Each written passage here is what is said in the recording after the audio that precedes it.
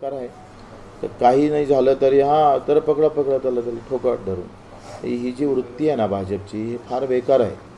म्हणजे प्रभू रामचंद्राचे पाईक आपण म्हणताय, छत्रपती शिवाजी महाराजांचा आपण भक्त असे म्हणतात, आणि एवढे वाईट कसं वागतं हेच समजत नाही मला. एवढे वाईट वागत असतं. अरे राजकारण काही सात्विकता शिल्लक ठेवान का नाही ठेवणार तुम्ही?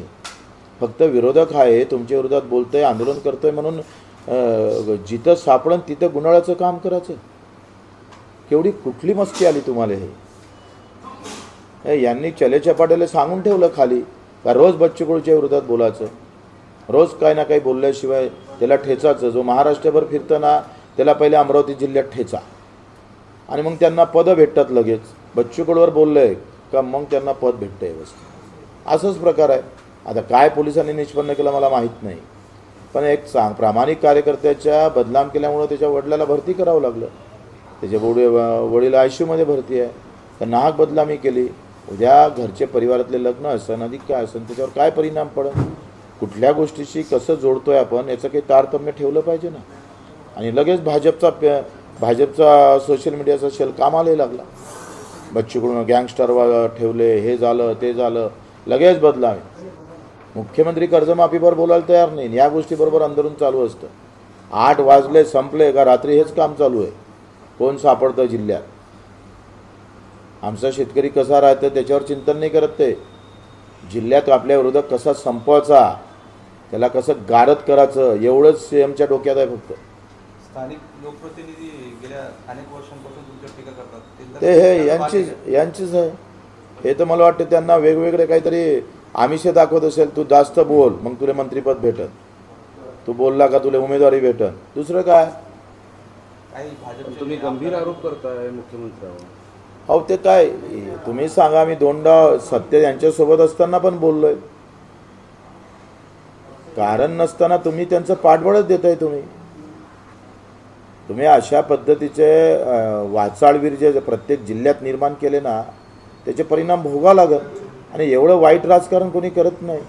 2 कामं कमी केलं तर चालते, पण आपल्यामुळं कारण नसताना कोणाला वाईट केलं जात असं, लोक अशा प्रकारचे मागं लावून दिले जात असेल तर ते चुकीचं आहे ना. जबाबदार कोण आहे आणि काय कारवाई होईल? हे सगळे सीएम साहेबच जबाबदार आहे. मुख्यमंत्र्याला तेच काम आहे. लहान गोष्टीसाठी फोन करतोय जिल्ह्यामध्ये. लहान गोष्ट असली का लगेच सीएमचा फोन असतो. आमची इथं DDR, मी बँकेचा अध्यक्ष आहे, तर त्या DDRला आणि त्या तुमच्या जेटीला महिन्यातून 1 फोन तर मुख्यमंत्र्याचा असतंच. बच्चू कडू सापडतं का? अजून का अटक केली नाही? कसं सापडणार तो?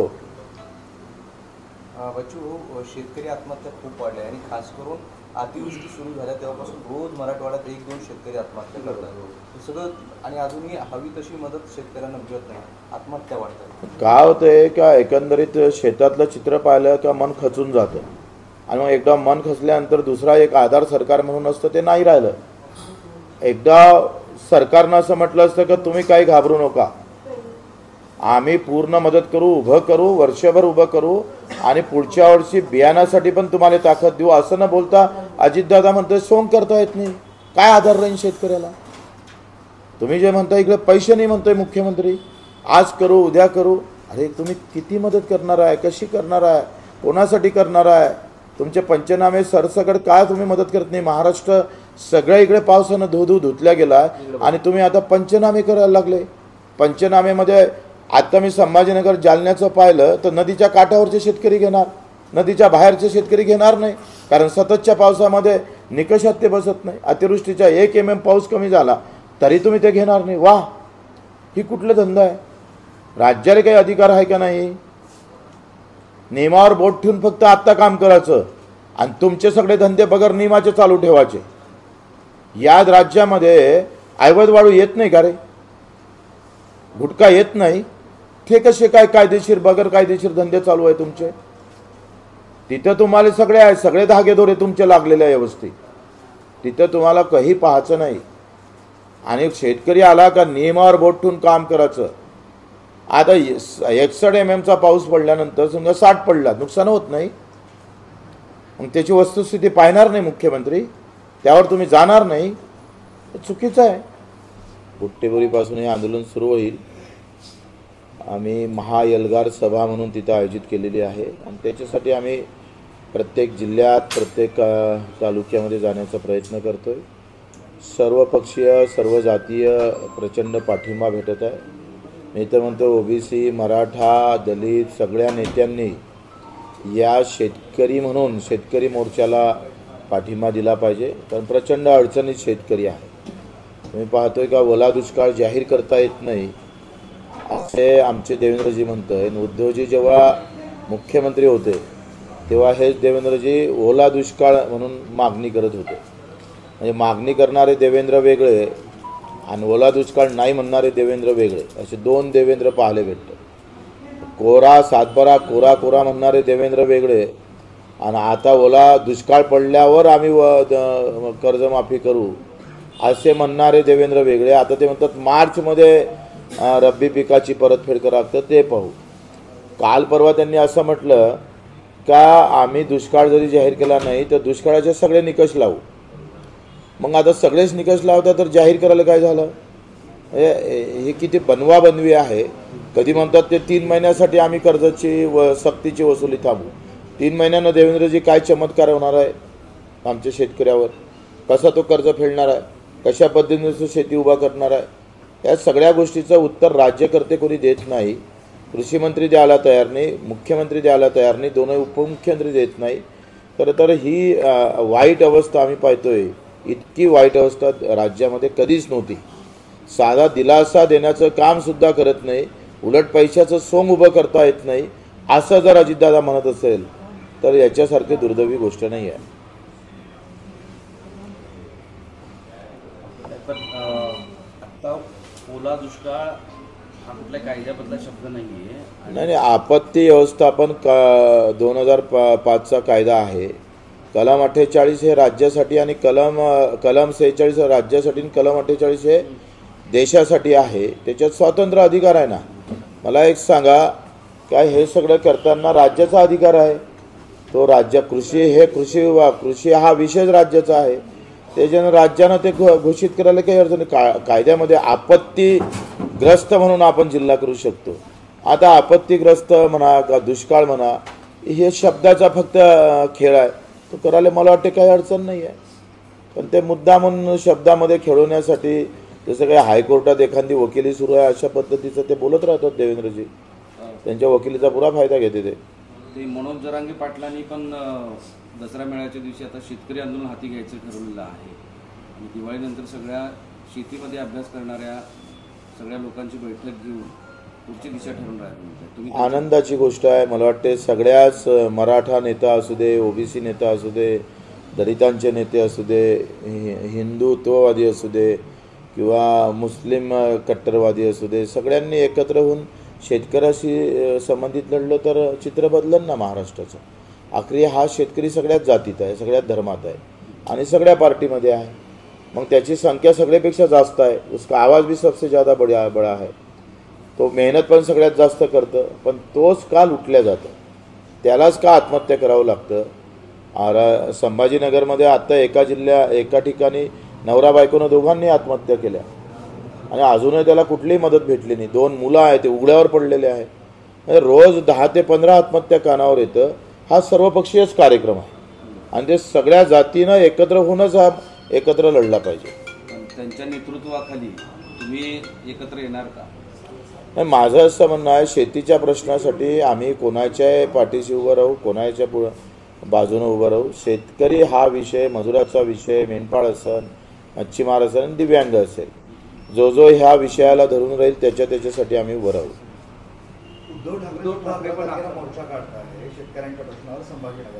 चांगली गोष्ट आहे. मला वाटतं आम्ही खरं तर महाराष्ट्र वेगळ्या वळणावर खऱ्या वळणावर लागलेला आहे.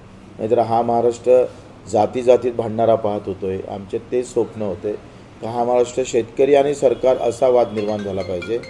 पण मुद्दामून जातीमध्ये तेढ निर्माण करण्याचं काम काही लोकांनी केलं. पण आज आता आनंदाची गोष्ट आहे, जरांगे पाटील शेतकऱ्यांच्या संदर्भात बोलायला सुरुवात झाले. आमचे उद्धव साहेबसुद्धा आता मोर्चा काढणार आहे. हे अपेक्षाच आहे, हीच अपेक्षा आहे. जो महाराष्ट्र जाती धर्मामध्ये पेटत होता तो शेतकऱ्यासाठी जर वरते येत असेल, आवाज उठत असेल आणि एक नवीन चित्र उद्या हिंदुस्थानाला जात असेल तर याच्यासारखी आनंदाची गोष्ट नाही. तुम्ही शेतकऱ्यांच्या मागण्यांसाठी नेहमी लढतात, तर ह्या सगळे जे नेते आता मोर्चे काढतील किंवा आंदोलन करतील त्यांना पाठिंबा असेल, सोबत असेल तुम्ही? हां, बिलकुल पाठिंबा. मी तर म्हणतो भाजपने काढला मोर्चात त्यालाही पाठिंबा देऊ. आखरी शेतकरी म्हणून उभं राहता आलं पाहिजे ना. सगळ्यांना पार्टीचीच गुलामी करायची, पार्टीशिवाय दुसरं काहीच महत्त्वाचं नाही असं समजणारा काही अर्थ आहे का? मी तर नेहमी सांगतोय का तुम्ही कोणत्याही पार्टीत राहा, जातीत राहा, पण आम्ही शेतकरी आहो, मी शेतकरी आहो इतकं मात्र डोक्यात राहू द्या. ते म्हणतो ना, तुमचा झेंड्याचा रंग निळा असू दे का भगवा असू दे का हिरवा असू दे का पिवळा असू दे, पण हे विसरू नका, त्या झेंडा जो बनतं ना ज्या कापडापासून, तो कापूस माझा शेतकरी पिकवतो हे लक्षात असू द्या. त्याच्यानं अंतिमही शेतकरी असला पाहिजे आणि प्रथमही शेतकरी असला पाहिजे.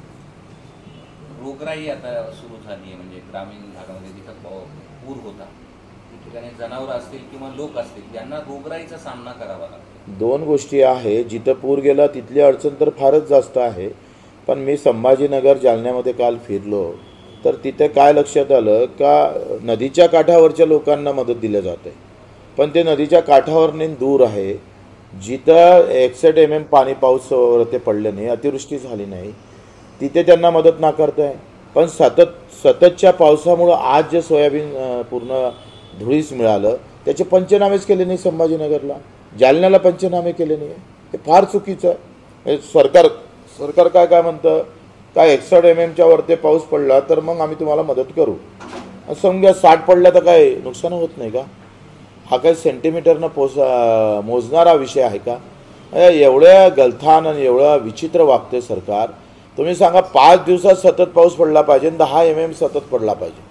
1 mm कमी पडला 5 दिवसाच्या, 4 दिवसातला 1 दिवस जर तर बेकार. आता अर्धे लोक संभाजीनगरचे शेतकरी बसणार नाही, अर्धे जालन्याचे बसणार नाही. नदीच्या काठावरचे तेवढेच जर घेतल्या जात असत तर याच्यासारखं दुर्दैव नाही. काल परवा काही आमचे अंकुश जोंजाळ एक चांगला कार्यकर्ता आहे, रक्तदान करणारा आहे, चळवळीत सहभागी होणारा आहे, पण त्याला बदनाम करण्याचा व्यवस्थित प्रयत्न केला गेला.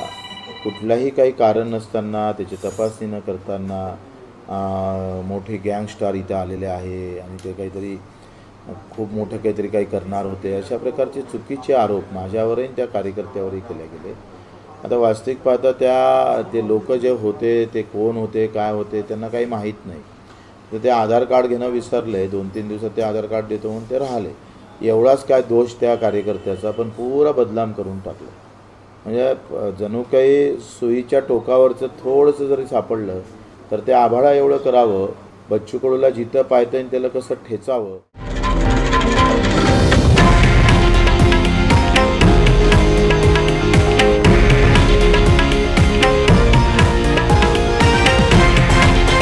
हे आहे देशातील नंबर 1 न्यूज नेटवर्क आणि आपण पाहत आहात TV9 मराठी, एकमेव.